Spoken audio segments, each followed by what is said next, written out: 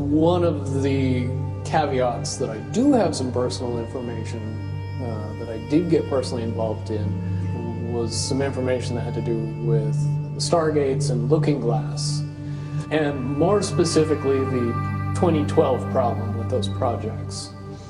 The popular opinion of what's out there right now is that the project was shut down because there was a problem when we approached 2012.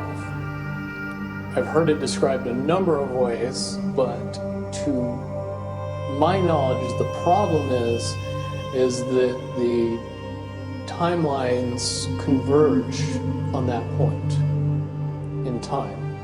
And when you know enough about the Stargate projects and the Looking Glass project to know how string theory works and how the possibility of possibilities works and how making one choice over here doesn't necessarily mean that the other choice couldn't exist at the same time. But once you get your brain wrapped around this subject, you find out that at the end of 2012, in an easy way to put it, the choices that we make become less and less consequential to the future.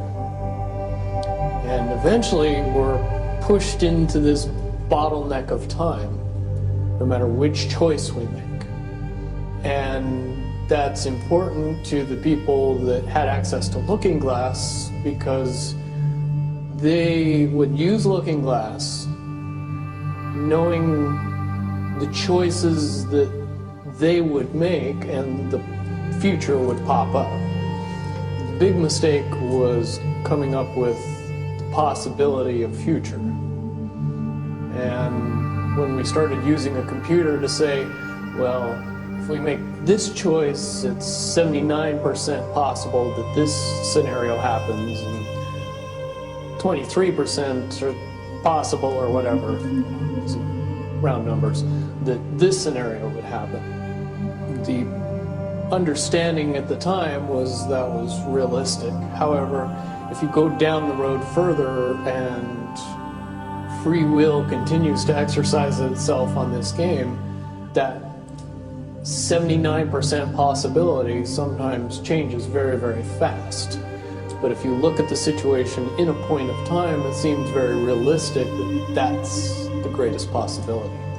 What happened was people, very smart people, began to figure out that something big was coming up. Something that made it so all the possibilities of all the future scenarios of any choice, any possibility that was fed in and observed through the Looking Glass inherently ended up in the same future.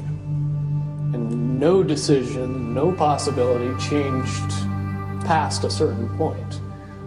That's the big secret. All possible timelines lead to the same basic set of history in the future. That is what sends everybody that has all of the information, that knows everything, into a blind panic. The people that know everything about Looking Glass, that have gotten all the reports and all the information, the elites of the world, probably figured out that that was the end of the game. And nothing could be manipulated beyond that point. When I was in the military, it would have been before '97 when I got in trouble. One of my particular areas that I was amazingly intuitive about is problem solving / mission planning, or more specifically, taking a bad mission and fixing it. Certainly knowing how string theory and possible futures works makes it so you can work your mind very quickly to see the reality of what's happening and decide what decisions need to be made to change it for a particular outcome. At a certain point, after they're done hearing the computer tell them, this is what's going to happen, over and over and over and over again. All they become focused on is, how do we fix it? What I do know is that I was called in and asked to solve this problem, this timeline contraction problem. And I eventually did my due diligence and did all the investigating, and basically only had one piece of information, and that was reinforcement. The computer's right. The timelines will contract down to some inevitable thing. There is an inevitable event. It's been forecast, it's been predicted, it's been fed to us in a slop trough of what they want us to believe will happen. They don't actually have control over what happens. They only have control over the reaction, and it seems that no matter what they try to do to cause their desired reaction, it's going to have an opposite effect. Much, much easier for me to explain today what that process is as opposed to back then. If I had to give it a name, I would say it's the awakening process. It's an evolution of consciousness that cannot, will not, and no matter what decisions or possibilities are injected into the equation, eventually it all resolves down to us all learning the truth and becoming aware of this massive dam of lies that has been built that keep us from knowing massive volume of information that we should otherwise possess.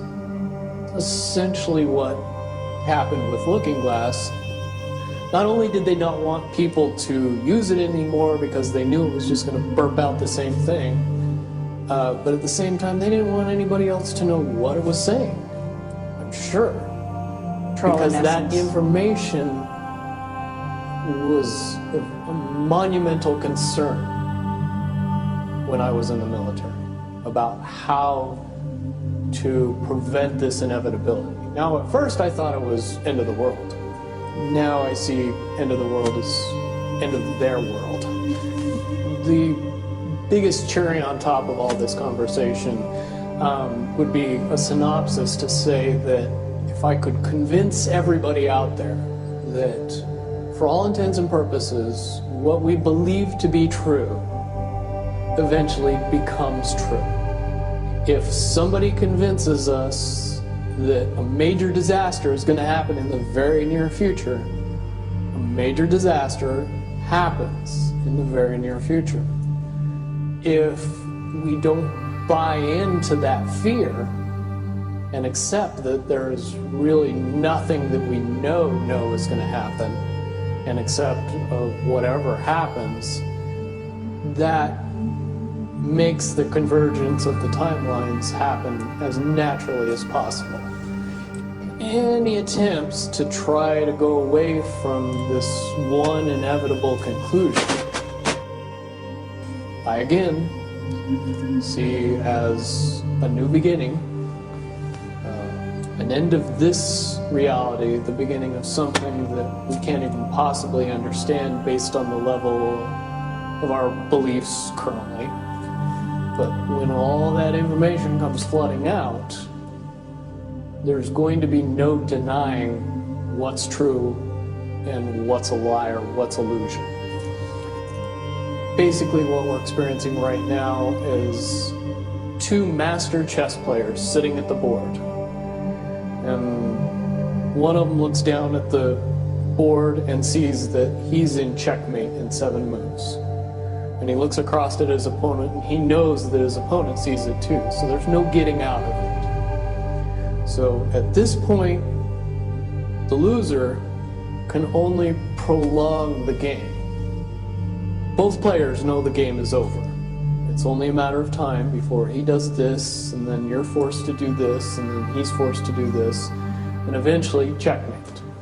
We, as a race, if we could understand that the game is over, that based on the rules of the game, the bad guys have already lost, the good guys have already won. Yes, there's moves left on the table, but those moves are being forced by the player that is going to win.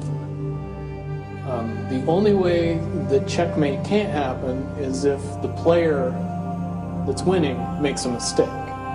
But from all of the information that I've gathered, all of the information that's been given, all of the information that's been vetted to me, it seems pretty obvious that the good guy player on the side of the chessboard knows exactly what has to be done to win the game. And so at this point, any mistake would be all but impossible. But again, you really have to understand the game to know that the guy that's losing is lost. And I'm sure most people sitting watching a chess match between two advanced chess players know the game's over long after the two players know it's over. Because they can't see the board and see that there's only 7 moves left.